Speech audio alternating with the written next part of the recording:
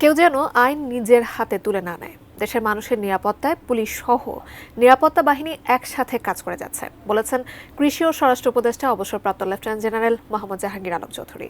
সকালে সাভারের রাজালাখ এলাকায় হর্টিকালচার সেন্টারে কৃষকের শীতল ঘর কার্যক্রম ও কৃষি গবেষণা কাউন্সিলের মোবাইল অ্যাপ খামারির উদ্বোধন শেষে সাংবাদিকদের তিনি একথা বলেন।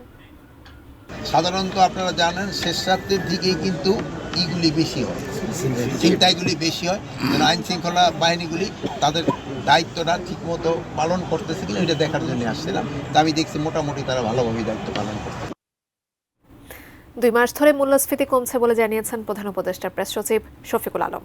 তার আশা জুনে মূল্যস্ফীতি আসবে 7%। Development journalist forum of Bangladesh ডিজেএফপির অনুষ্ঠানে তিনি বলেন, গত 6 মাসে বাংলাদেশের অর্থনীতি যেভাবে ফিরেছে তা অলৌকিক। উন্নয়ন সাংবাদিকদের সংগঠন development journalist forum of Bangladesh DJFB টক অনুষ্ঠান রাজধানীর শেরেবাংলা নগরের এনইসি সম্মেলন কক্ষে গণমাধ্যমের মুখোমুখি অন্তর্বর্তী সরকারের প্রধান উপদেষ্টার প্রেস সচিব শফিকুল আলম। আমরা তো আইডেন্টিফাই করেছি দেশের অর্থনীতি কি অবস্থায় পেল অন্তর্বর্তী সরকার তা তুলে ধরে বলেন, দাম বাড়িয়ে জ্বালানি খাতে ডাকাতির ব্যবস্থা করেছিল বিগত সরকার। এছাড়া বৈদেশিক বিনিয়োগ না আসার পাশাপাশি ছিল না ভালো রাজস্ব ব্যবস্থাও। বিভিন্ন প্রকল্পে চুরির বন্দোবস্ত করা হয় বলেও মন্তব্য তার। এনি টাইম এটা কোলাপস হওয়ার মতো অবস্থায় ছিল।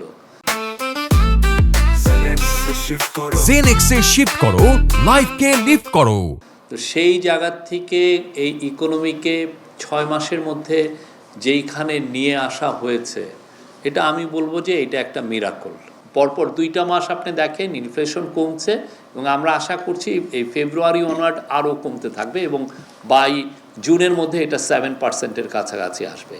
তো এই 7%-এ আসা মানে হচ্ছে জনজীবনের স্বস্তি ফিরে আসা। শফিকুল আলম জানান, সংকট উত্তরণে অন্তর্বর্তী সরকারের নেয়া নানা পদক্ষেপের মধ্যে রয়েছে বৈদেশিক বিনিয়োগ আকৃষ্ট করতে চট্টগ্রাম বন্দরের দক্ষতা বাড়ানো, একই সাথে শ্রমিকদের কর্মপরিবেশ ঠিক রাখা, জ্বালানি খাতে শৃঙ্খলা ফেরানোর উদ্যোগ নেওয়া হচ্ছে বলেও জানান তিনি। এছাড়া গ্যাসের জন্য কূপ খনন, দুর্নীতি মোকাবেলায় অনলাইনে কাজ সম্পাদনের বিষয়েও সরকার জোর দিচ্ছে। তারা দেখেন যে 234 কোটি বিলিয়ন ডলার বাইরে চলে গেছে। এই টাকাটা যদি চুরি হয়ে দেশেও থাকতো, রিইনভেস্ট হতো, তাহলে তো জব তৈরি হতো। নেপাল এবং ভুটানে যে হাইড্রো ইলেকট্রিসিটির যে পটেনশিয়াল আছে, সেটাকে যাতে আমরা বাংলাদেশে নিয়ে আসতে পারি, এটা একটা খরচ কম হবে। আর একটা বড় কথা হচ্ছে যে আমরা ফসিল ফুয়েল পোড়াতে হবে না। এ সময় গণমাধ্যম কর্মীদের প্রশ্নে ব্যবসায়ীদের সমালোচনা করেন তিনি। ওনারা সবসময় ক্রাইসিসের কথা বলেন, কোনোদিন ওনাদেরকে শুনি নাই যে উনি একটু ভালো কথা খুব কম, কারণ ওনারা এটা করে এক ধরনের গভর্নমেন্টের থেকে কিছু সুবিধা আদায় করতে চান। Abul Kalam Azad, ATN news, Dhaka.